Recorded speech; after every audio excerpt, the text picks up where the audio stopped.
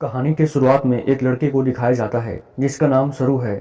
सरू अपने बड़े भाई के साथ ट्रेन में कोयला चोरी कर रहा होता है। दरअसल ये लोग बहुत गरीब हैं, इन्हें अपना गुजर बसर करने के लिए चोरी करनी पड़ती है। ये दोनों ट्रेन से बहुत सारा कोयला चोरी करते हैं और उस कोयले को एक दुकान में बेचने जाते हैं। तब सरू उस दुकान में जलेबी को देखता है। सरू अपने भाई से कहता है उसे जलेबी खानी है। उसका भाई कहता है एक दिन मैं तुम्हें जलेबी जरूर खिलाऊंगा। उसके पास इतने पैसे नहीं हैं कि वे अपने भाई को जलेबी खिला सके। सरू कहता है कि एक दिन हम दुकान की सारी जलेबियां खरीद लेंगे। कोयले के बदले थोड़ा दूध मिलता है। ये दोनों भाई वापस अपने घर पहुंच जाते हैं, जहां पर सरू और गुड्डू की एक छोटी बहन भी है। ये तीनों अपनी माँ के साथ रहते हैं। माँ पूछती है कि वे दूध कहाँ से लाए, लेकिन वे कोई भी जवाब नहीं देती। उसी रात को सरू का भाई गुड्डू काम पर जा रहा होता है। सरू कहता है कि मैं भी तुम्हारे साथ चलूंगा। उसका भाई कहता है कि तुम मेरे साथ काम पर नहीं चल सकते, क्योंकि काम पर बोरियां उठानी पड़ती है, इसके लिए तुम अभी छोटे हो। सरू अपने सिर पर कुर्सी उठाकर दिखाता है और साथ ही वह साइकिल भी उठाने की कोशिश करता है। सरू कहता है कि मैं कोई भी काम कर सकता हूँ। उसकी जिद पर उसके भाई को उसे ले जाना पड़ता है। ये दोनों एक ट्रेन स्टेशन पर पहुंचते हैं। सरू अपने भाई गुड्डू की गोद में सो जाता है। उसका भाई उसे उठाने की कोशिश करता है, पर सरू अभी छोटा है और उसे बहुत नींद आ रही होती है। वो नहीं उठता। गुड्डू अपने भाई से कहता है कि मैं कल सुबह तक काम करके वापस लौट आऊंगा, तुम यहीं पर रहना। सरू अपने भाई से कहता है कि जब तुम लौटोगे तो जलेबी लेके आना। वो कहता है ठीक है। सरू कहता है 2000 जलेबियां। इसके बाद उसका भाई काम पर चला जाता है। कुछ ही देर बाद रात और भी गहरी हो जाती है। स्टेशन पूरी तरह खाली हो जाता है। इस पूरे स्टेशन पर सिर्फ सरू अकेला होता है। सरू वहीं खड़ी एक ट्रेन में जाकर बैठ जाता है।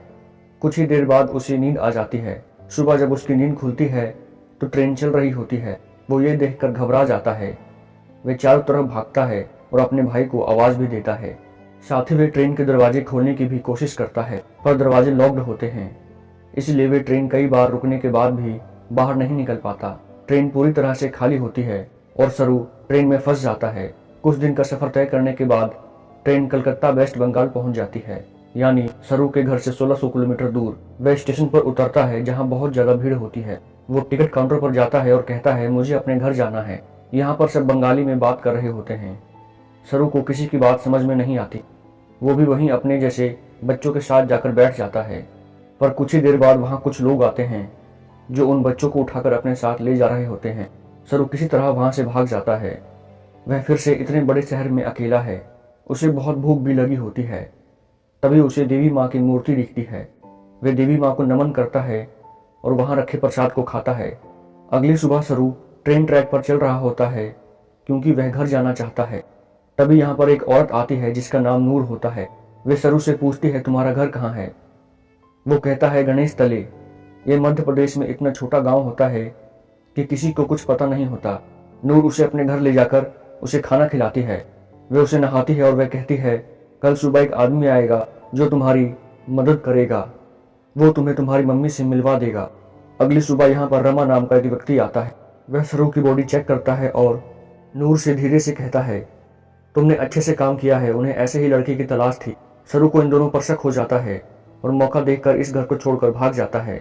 सरू कई दिन हावड़ा ब्रिज के आसपास ही गुजारता है। उसे हमेशा अपनी मम्मी की याद आती है कि किस तरह से उसकी मम्मी पत्थर तोड़ा करती थी और वह अपनी मम्मी की मदद किया करता था।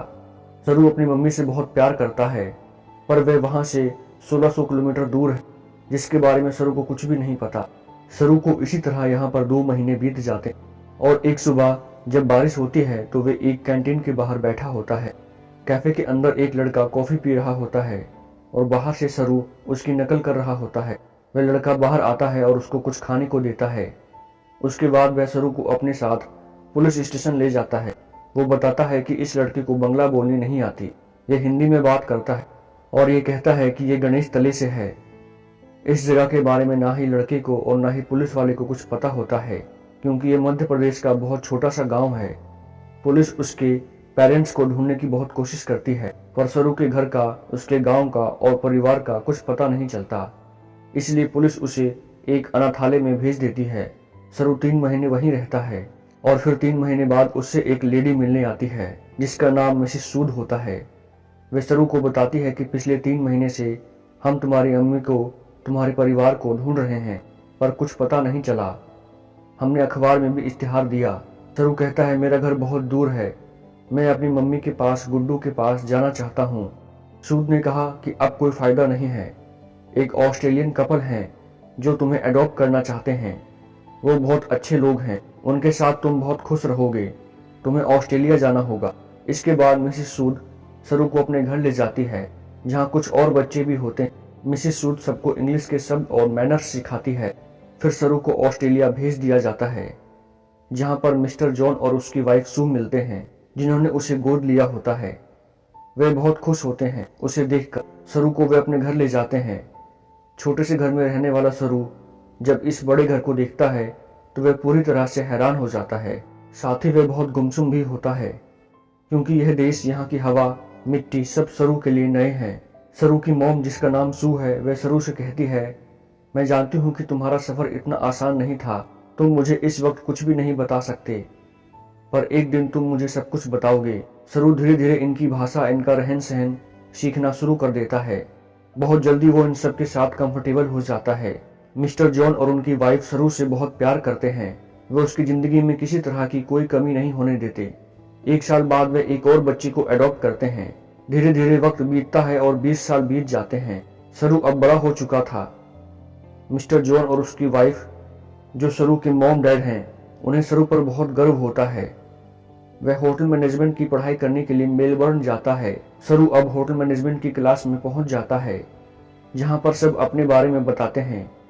सरू बताता है कि वह अपना खुद का होटल खोलना चाहता है। साथ ही वह यह भी बताता है कि वह इंडिया में कलकत्ता से है। फिर वह सब मिलकर एक पार्टी रखते हैं, जहां पर सरू भी होता है और बहुत सारे इंडियन स्टूडेंट भी होते हैं। इसलिए यहाँ पर बहुत सारा इंडियन फूड होता है।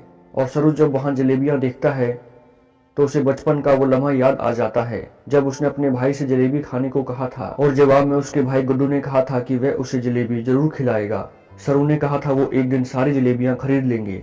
सरू वो लम्हा याद करता है तो उसकी आंखों में आंसू आ जाते हैं और वे अपने दोस्तों को कहता है कि वो कलकत्ता से नहीं है, वो किसी और जगह से है। बचपन में वो खो गया था। वो एक ट्रेन में बैठ गया था और कलकत्ता पहुंच गया था। यहाँ पर एक लड़की उसे गूगल अर्थ के बारे में बताती है।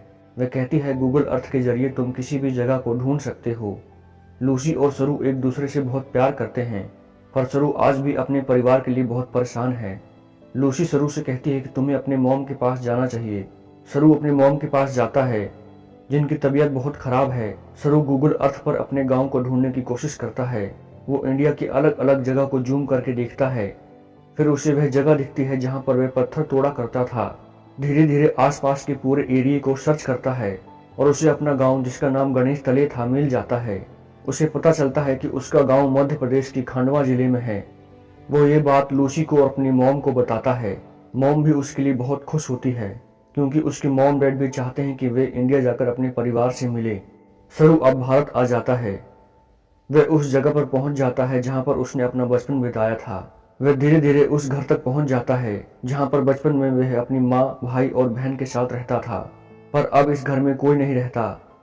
वह आसपास से पूछने की कोशिश भी करता है, पर उसकी भाषा किसी को समझ नहीं आती और ना ही वो अब हिंदी में समझ सकता था। तभी वहां पर एक आदमी आता है जो इंग्लिश समझता है। सरू उसे अपने भाई का और अपनी बहन का नाम बताता है। वह आदमी बिना कुछ कहे चला जाता है और कुछ ही पलों के बाद वापस आता है और इशारा करता है जहां सरू अपनी माँ को देखता है। उसकी माँ इसलिए इस गांव को छोड़कर नहीं जाती क्योंकि उसे भरोसा था कि वह एक दिन जरूर आएगा। वह अपनी बहन से भी मिलता है, लेकिन वहां उसे उसका भाई नहीं मिलता, क्योंकि जब उसका भाई उसे प्लेटफॉर्म पर छोड़कर गया था, उसी रात ट्रेन दुर्घटना में उसकी मृत्यु हो गई थी। एक माँ ने एक रात में अपने दोनों बेटों को खो दिया था। सरू इसके बारे में ऑस्ट्रेलिया में अपने मॉम डैड को बताता है कि उसे उसका परिवार मिल गया है, पर इससे कुछ भी नहीं बदलता। आप ही मेरे मॉम डैड हो।